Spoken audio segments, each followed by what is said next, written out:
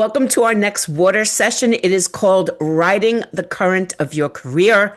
Sarah F. Wimberley is the principal and founder of Ulster Technologies.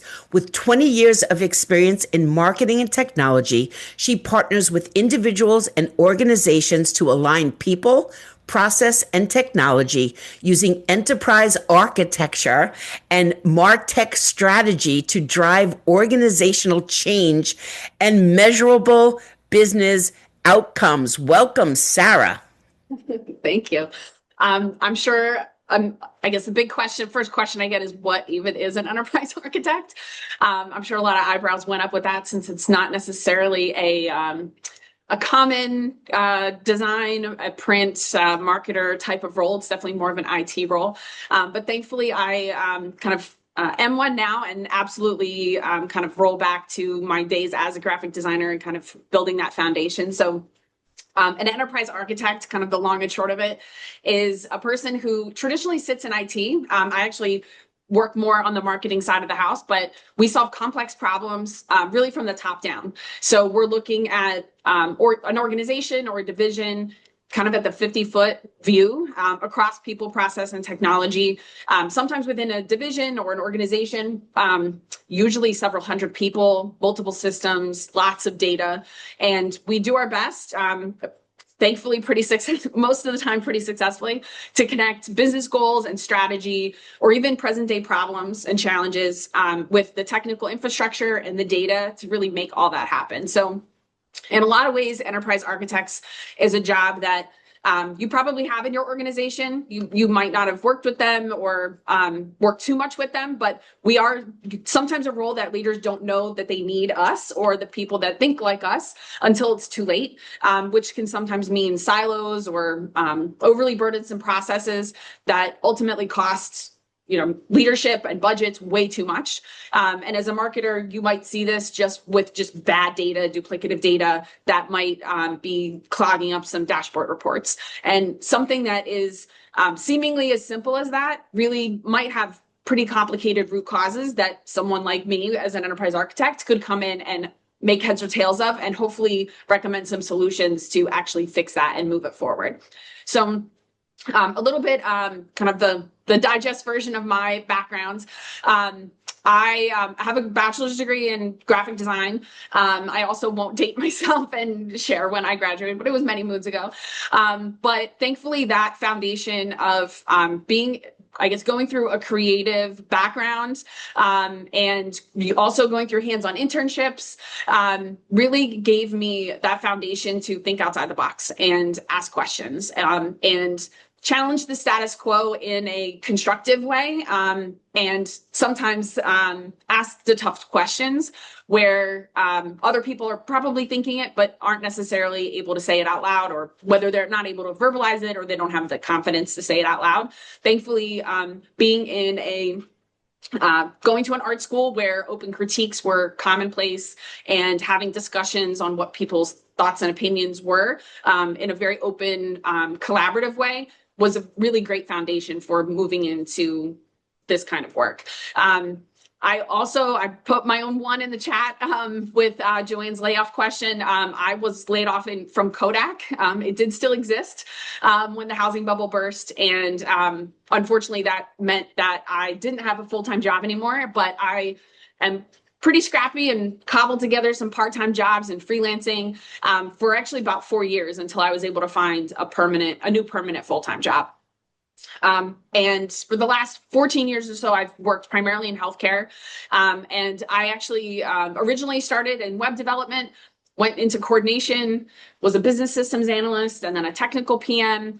I ultimately became the CRM product owner and then a sales enablement director, and then now an enterprise architect. So chaotic really doesn't begin to describe the career path, very much like a squiggle line when maybe you think it's more of a traditional stair-step path, right? But it made sense for me and made sense at the time in the moment and was pretty easy to say yes in most of these situations. I think a big piece of the conversation that has been touched on already that absolutely resonated with me was the fact that the skills and the confidence is a big part of it, but the skills and the knowledge that I gained through all of those seemingly chaotic job titles compounded, right? Consciously and subconsciously. Sometimes I knew, okay, like I'm going to learn this skill, this coding language, this piece of software, this framework, right? And I was very intentional about figuring that out. Other times you're hearing it, you're maybe connecting the dots, but it really doesn't click until days, weeks, months later. And that's totally okay. Happens to me, happens to all of us.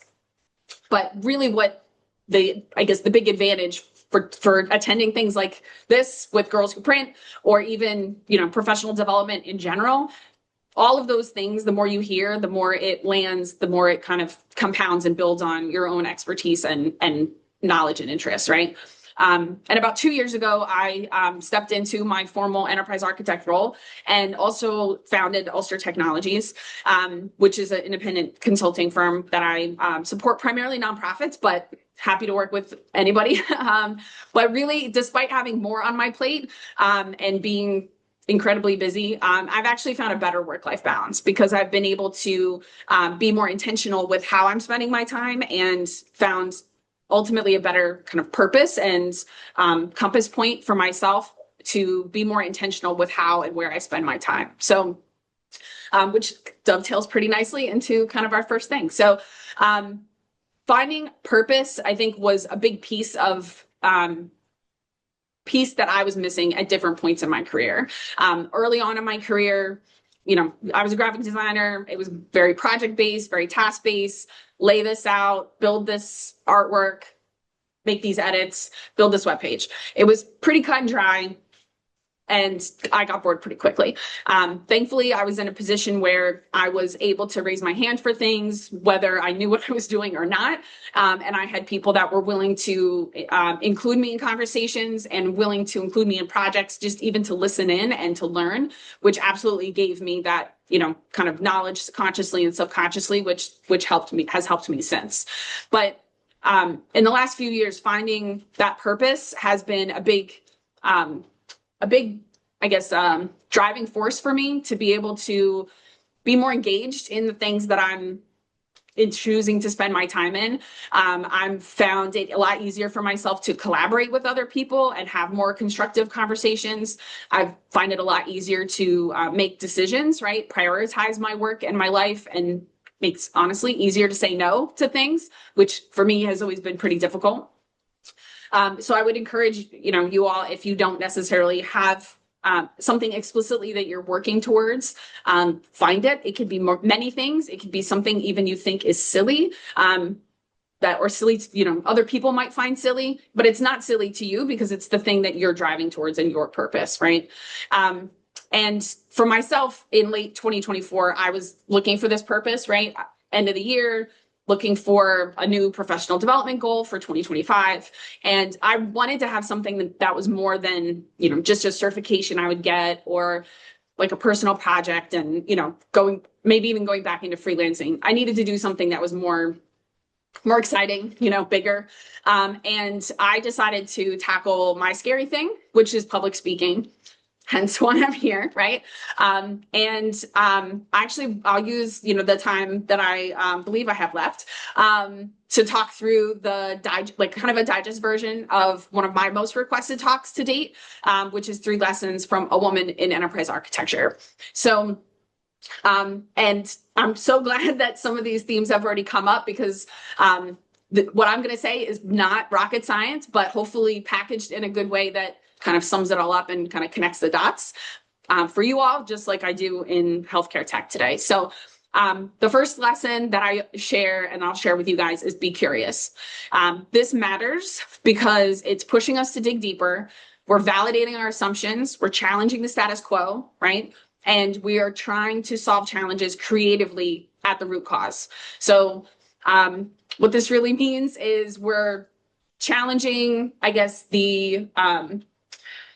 we're challenging in a big way, again, the status quo, but in a way that's constructive, right? You want to through all of this, we're demonstrating empathy and we're building trust, which are huge, people attributes, right? And communication is a big part of this, which we've also talked a fair bit about today as well. But through being curious and asking those questions, it's not only going to help your ability to function and collaborate within the project setting, but also the one-to-one relationship building, right? And that's where a lot of the, short and long-term, gains as an individual, whether you're a freelancer or you're in a corporate environment or you're in an agency environment, the personal relationships and building trust is really what kind of makes or breaks careers in a big way. It also strengthens your flexible mindset. So when you're able to ask constructive questions to challenge someone else, it also opens the door for you to also be challenged, right? It's that kind of back and forth, the give and take, the ebb and flow, right? That's going to kind of push yourself as much as you're pushing other people. The second lesson that I share is being authentic. So this is huge for women, and especially someone who's coming from an IT tech space. There's only about 15% of enterprise architects in IT that are women. So we are absolutely a major minority in this sense.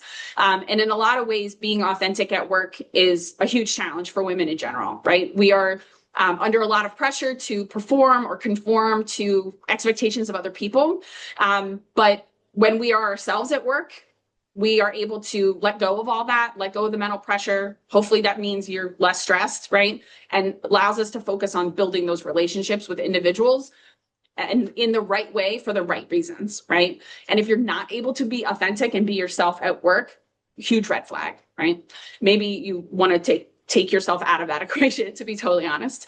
But when we're also able to be authentic, we're building that career that we actually want, that's feels meaningful and purposeful to you as an individual, that is hopefully more than a paycheck, right? We absolutely want to pay our bills. We absolutely need to earn a living and save for save for our goals, save for our vacations, right? We should be working to live, not living to work. So when you're in a position where you aren't able to do that, again, huge red flag.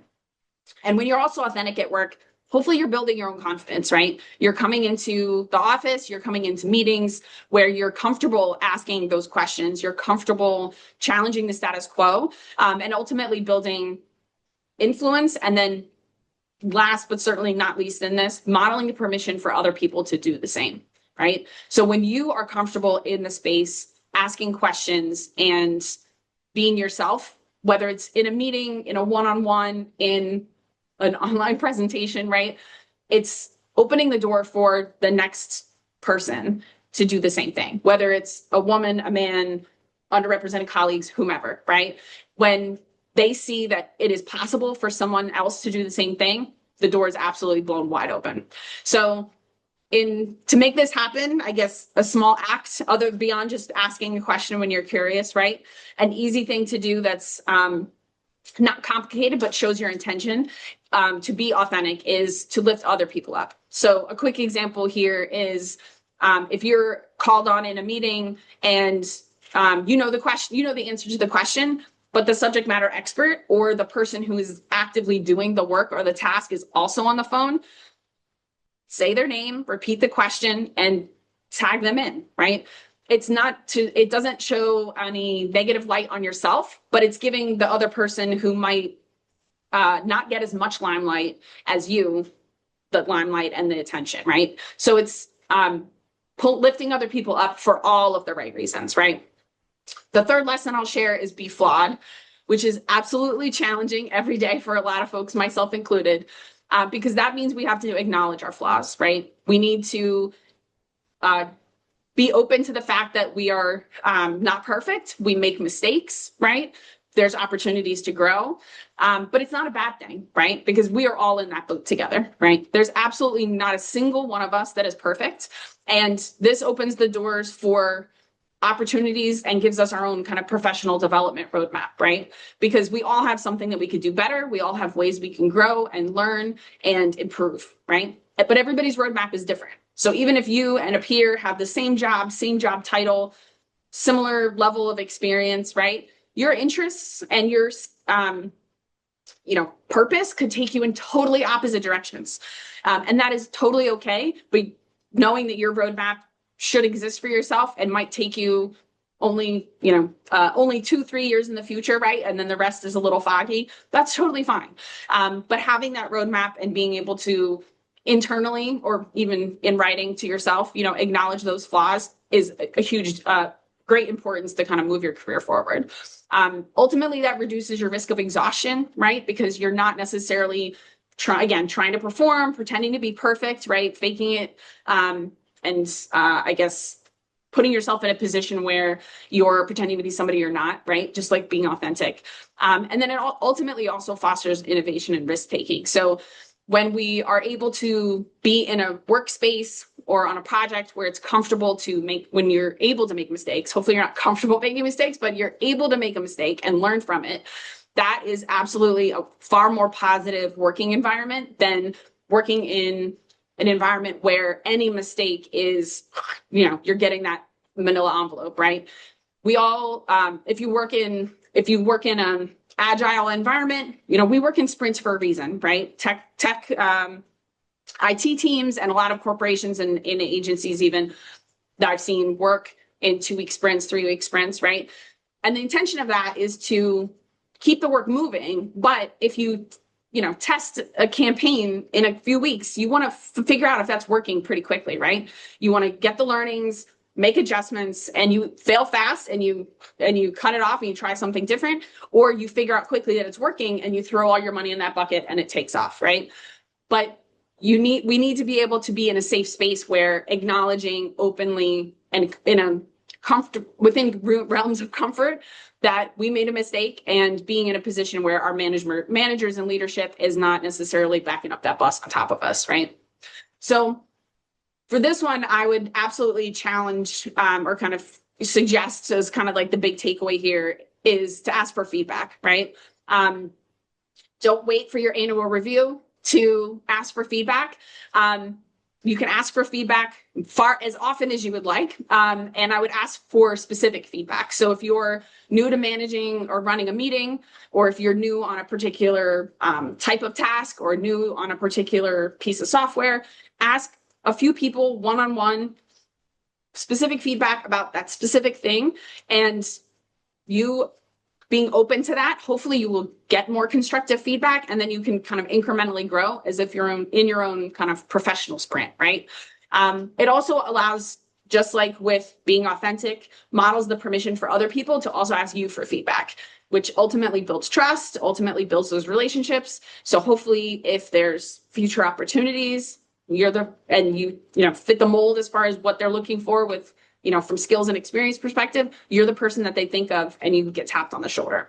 So you're already here this afternoon, which is already showing your curiosity, right? So I would just kind of, to sum it all up, I would encourage you to not stop here, right? And do your scary thing.